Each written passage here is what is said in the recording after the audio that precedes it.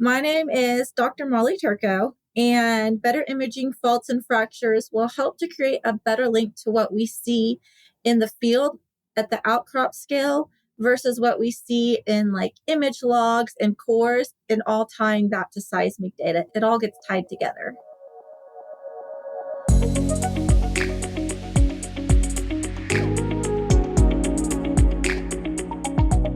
Welcome to SEG's Seismic Sound Off, conversations addressing the challenges of energy, water, and climate.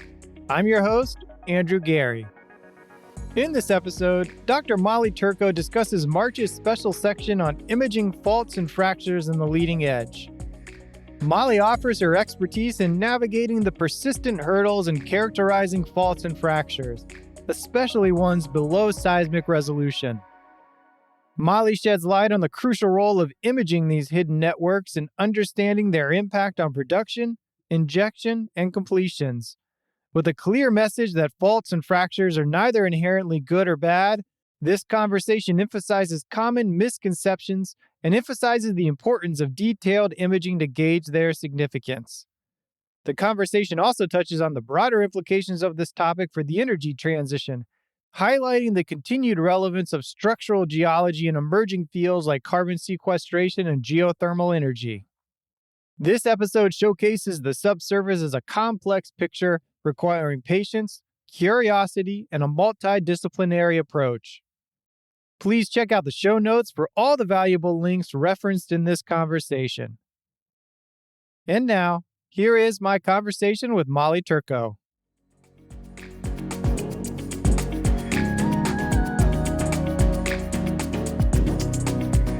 Well, you were gracious enough to serve as a guest editor for March's The Leading Edge, which, as the question at the top might hint at, is focusing on imaging faults and fractures.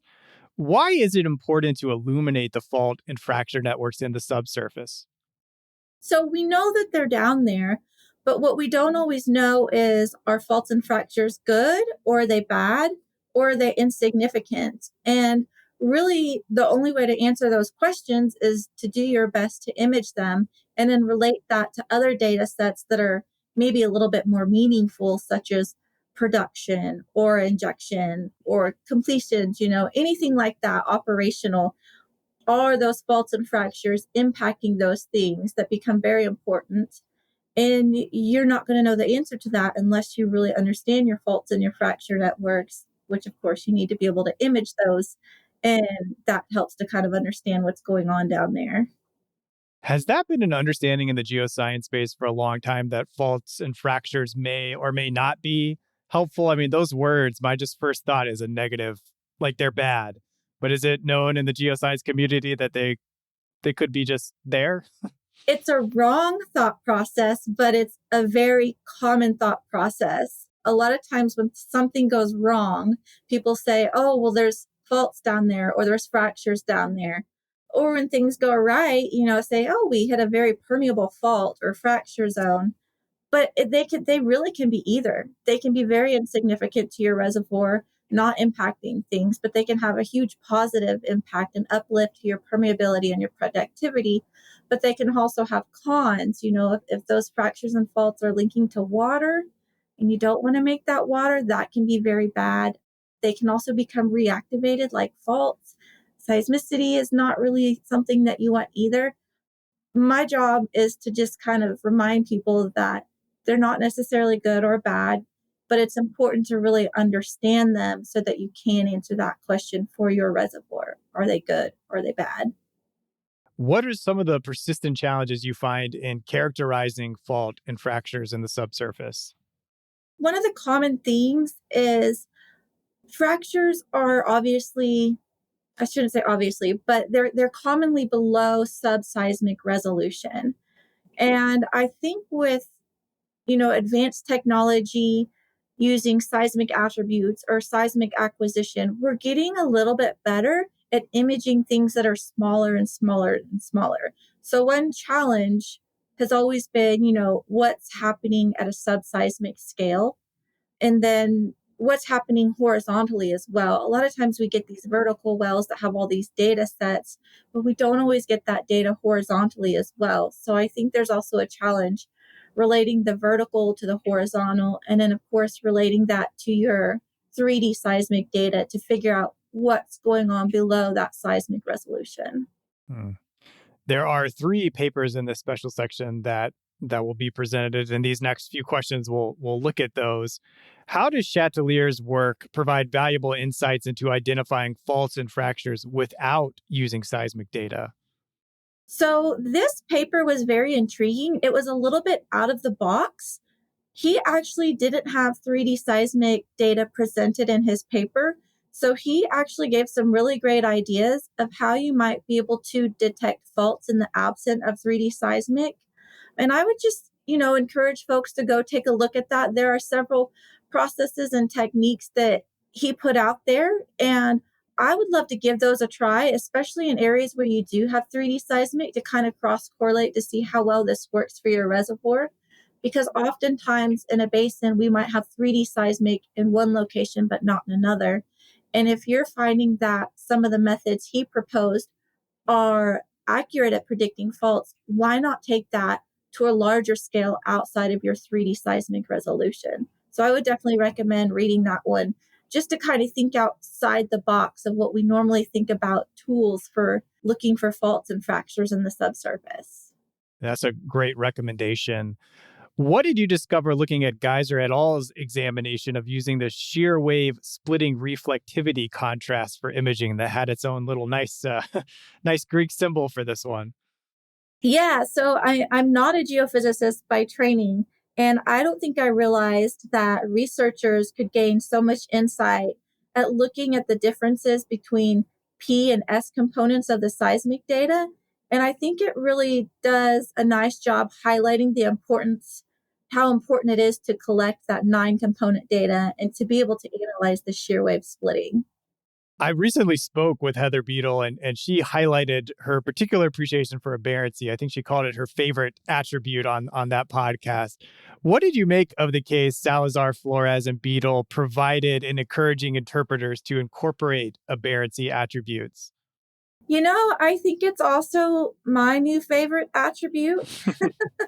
I'm all for the structural attributes and anything you can do to kind of highlight the faults, maybe fracture zones or folds in the subsurface. And I kind of felt like it went beyond some of the classical structural attributes, and you got almost a sharper feel. Like visually, it was just a little bit more crisp at highlighting what could be faults and fractures in the subsurface.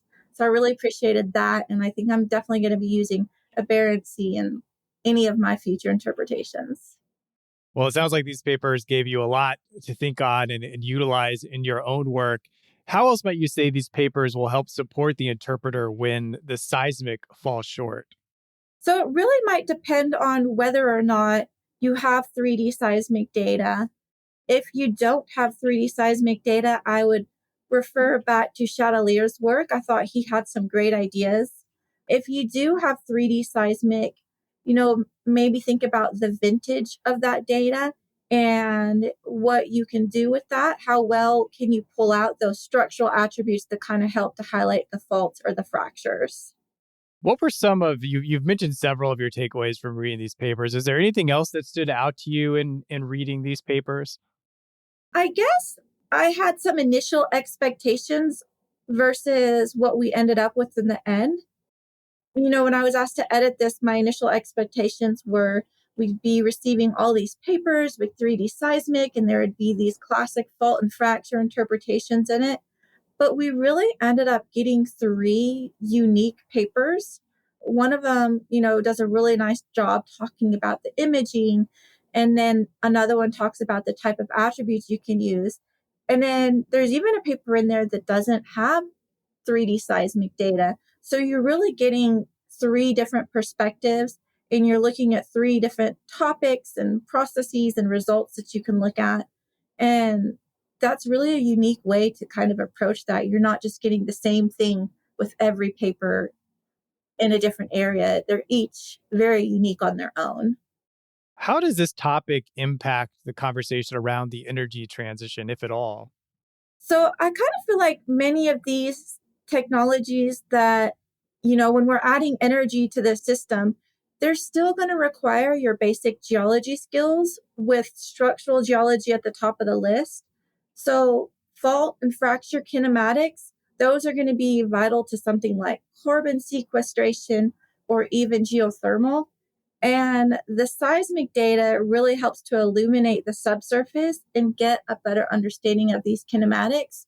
So, kinematics is kind of a fancy word to understand how the faults move, how they behave.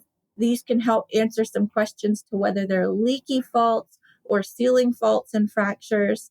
And I think, we do this all the time with petroleum systems, but I think we still have to remember those petroleum system elements, especially when we get into something like carbon sequestration or even geothermal, because those fractures are going to be our migration pathways.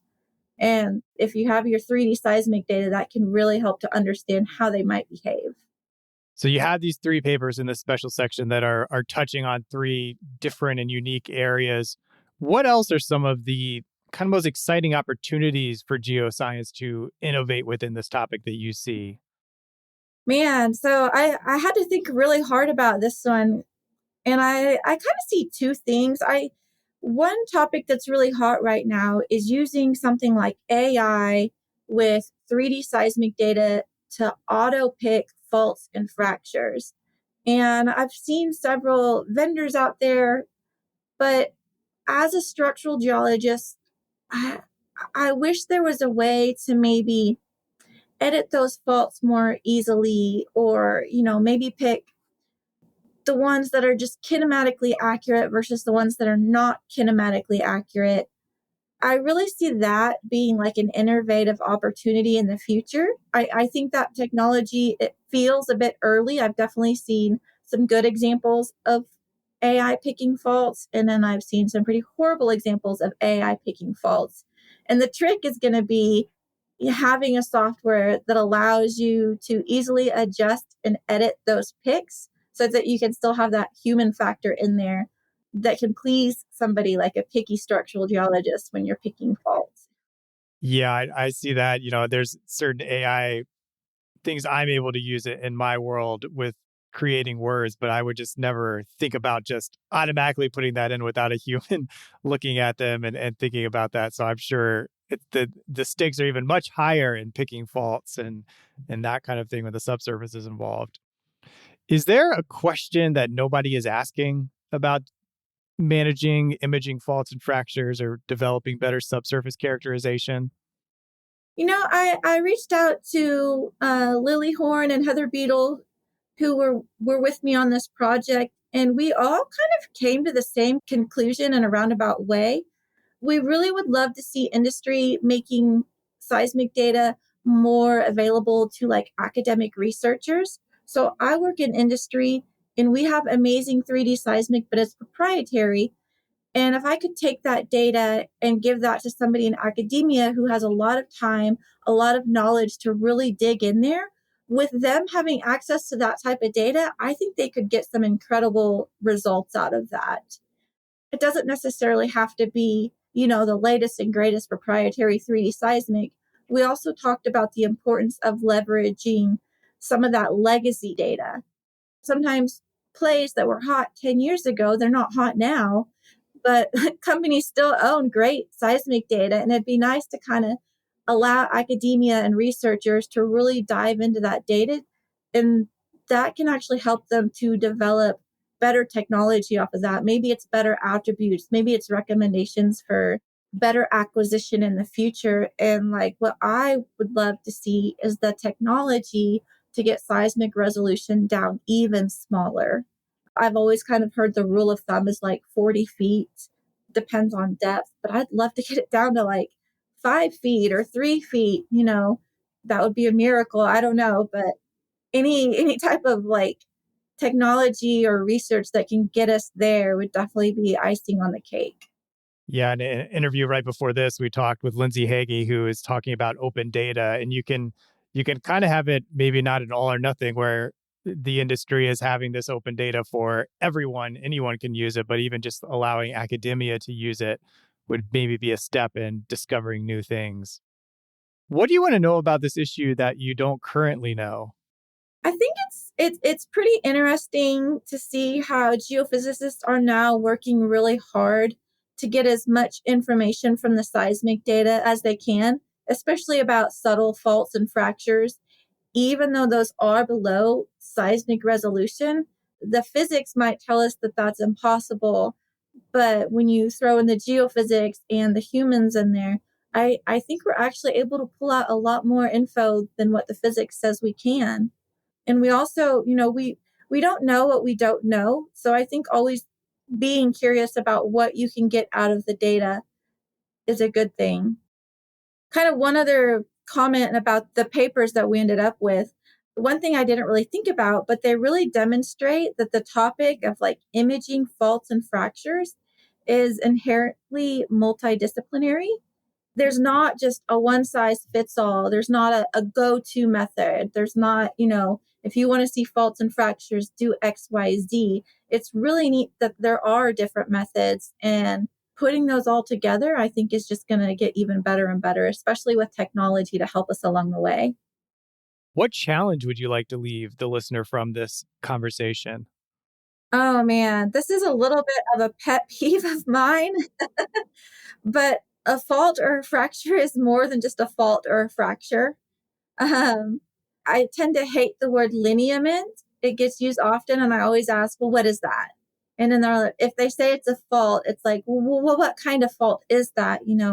If we're going to talk about a fault in the subsurface, I'd love to know, like, is it a normal fault, a reverse fault, a thrust fault? What's the offset on it?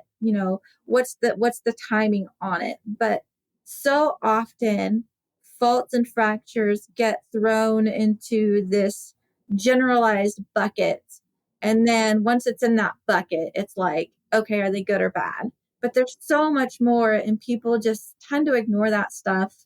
And so I kind of feel like part of my calling is to highlight that faults and fractures are more than just faults and fractures. And let me help you figure out, are they good or bad? How are they impacting your reservoir? And let's quit using the word lineament and quit generalizing faults and fractures altogether. You mentioned how this is an inherently multidisciplinary work, in a lot of geosciences that way. Is there something as a structural geologist that you, and it kind of similar, but maybe it's something else in addition, that you would want a geophysicist to understand from your perspective as they're going about doing the work in the subsurface? If you're an interpreter as a geophysicist, I would highly recommend understanding just basic fault and fracture kinematics, especially fault kinematics, because fractures, those tend to be subseismic. I always recommend to my geophysicist, if you are interpreting faults, look at your seismic at a 1-to-1 scale, which is really hard for geophysicists. They like to go 10 times vertical exaggeration, 20 times, but that really skews your fault geometries. But faults like to behave a certain way. They can be predictable. Normal faults like to dip at 60 degrees, and reverse faults like to dip at 30 degrees. And when you have that basic understanding of kinematics for faults, I think that will make you a better interpreter when looking at seismic data. And I don't know that a lot of geophysicists out there really wrap their head around it. We often see cross sections thrown out there with extreme vertical exaggeration, and you think you have these giant faults when really you just have giant vertical exaggeration. Well, lastly here, Molly, if you had to describe your journey in one word, what would it be and why? That was actually a tough question, but the word that keeps coming to mind is puzzled. I think this can fit, almost any discipline, but in the world of structural geology and petroleum systems and even geophysics, like, you're always puzzled by something, which means you're always problem solving. You're always thinking about a solution. And as from a structural geology perspective, I'm always thinking about how do things move. And sometimes being puzzled is something that's easy to figure out. And then sometimes it can be very frustrating, but it's a good place to be because your curiosity is always piqued. There's always something to figure out. So being puzzled is definitely not a bad thing. It's kind of fun, actually. I feel like that's a good wrap up of this conversation, because it's kind of like faults and fractures aren't good or bad. They could be both. puzzled. It could be good or bad. It's not necessarily a determinant just because it's something. I like that a lot. Well, I appreciate your time. I appreciate you volunteering to work on this special section, and I'm excited for the listeners to start diving into these papers. Yeah, me too. Thank you so much.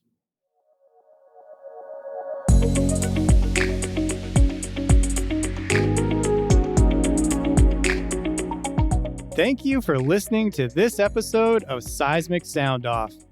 SEG creates these episodes to celebrate and inspire the geophysicists of today and tomorrow. Visit seg.org to learn more. Email the show at podcast@seg.org. This episode was hosted, edited, and produced by me, Andrew Geary at Treasurement. The SEG podcast team is Jennifer Cobb, Kathy Gamble, and Allie McGinnis. The podcast will return next week with a new episode. Until then, this is Seismic Sound Off, signaling off.